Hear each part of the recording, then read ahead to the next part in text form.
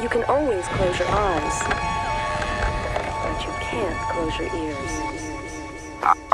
Hay una cuestión yo diría como es de amor a la tierra, ¿no? Es decir, que somos parte de las raíces de donde nacemos, ¿verdad? Entonces pensando en esto se nos ocurre una canción. Qué difícil cantarle a tierra madre que nos aguanta y nos vio crecer, y a los padres de tus padres y a tus hijos los que vendrán después. Si la miras como a tu mamá, quizás nos cambie la mirada y actuemos como el que defiende a los suyos y a los que vienen con él. La raíz de mis pies yo sentí, levanté la mano y vi que todo va unido, que todo es un ciclo, la tierra, el cielo y de nuevo aquí. Como el agua del mar a las nubes va, llueve el agua y vuelta a empezar. Oye,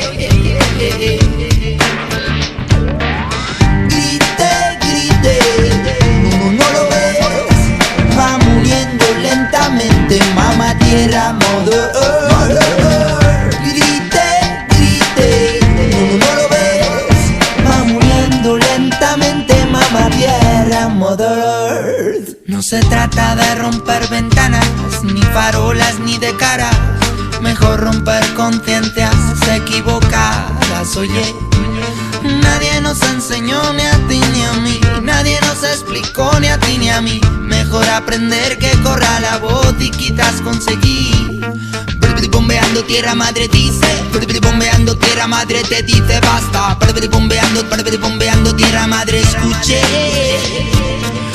Bombeando tierra madre dice ponte en pie, bombeando ponte en pie, bombeando tierra madre dice ponte en pie, mírame y